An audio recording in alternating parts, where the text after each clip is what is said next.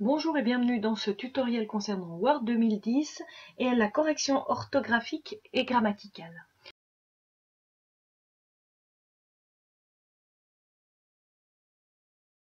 Pour ceci, je vous conseille de toujours vous positionner au début de votre document parce qu'autrement, vous avez un message qui vous dit, si vous commencez la correction au milieu, il vous dira, voulez-vous continuer la correction au début du document? Donc il est toujours plus simple de se positionner au début, mais on peut tout à fait commencer la correction au milieu ou seulement d'un seul paragraphe. Ça, il n'y a aucun problème. Donc je me positionne au début de mon document et puis il y a plusieurs endroits pour aller lancer le correcteur orthographique et grammatical.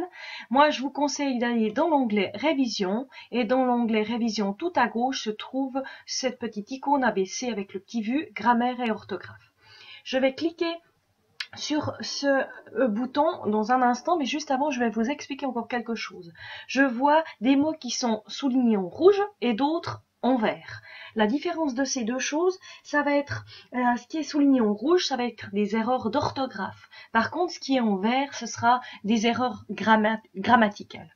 Vous verrez aussi qu'il y a des mots qui ne figurent pas dans le dictionnaire de Word, mais que l'on ne souhaite pas corriger parce que ce mot, le nom de famille de cette personne est tout à fait correct. Donc on va voir comment gérer ceci. Par conséquent, je recommence. Donc, positionner au tout début, onglet révision, je clique sur grammaire et orthographe. Ici, j'ai une nouvelle boîte de dialogue qui s'affiche que je peux déplacer avec ma souris si je le souhaite en cliquant. Et ici, il va me mettre en évidence le mot en vert ou en rouge du texte et là, il va me faire des propositions.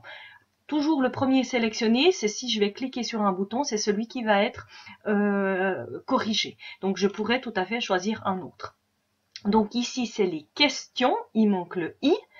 Donc ici, il me le propose, c'est en bleu, je clique sur modifier, je souhaite le modifier.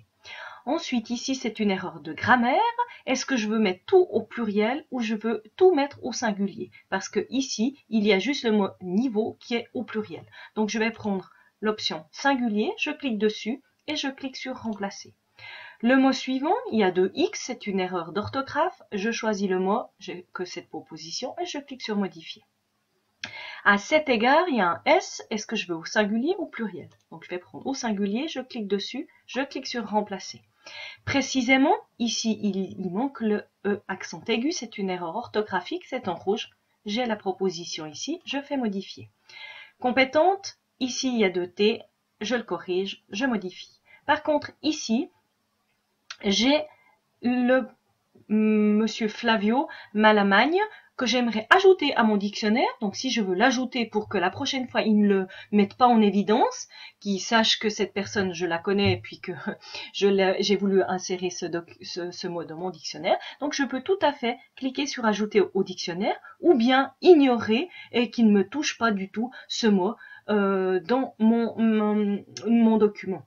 Donc je vais lui dire ignorer et il me dit vérification grammaticale et orthographique terminée, je fais OK. Et vous voyez que, vu que j'ai ignoré, la prochaine fois, maintenant, il ne me le met plus en rouge. Et si j'avais aussi ajouté ce mot dans mon dictionnaire, il ne le mettrait plus. Voilà, merci pour votre attention.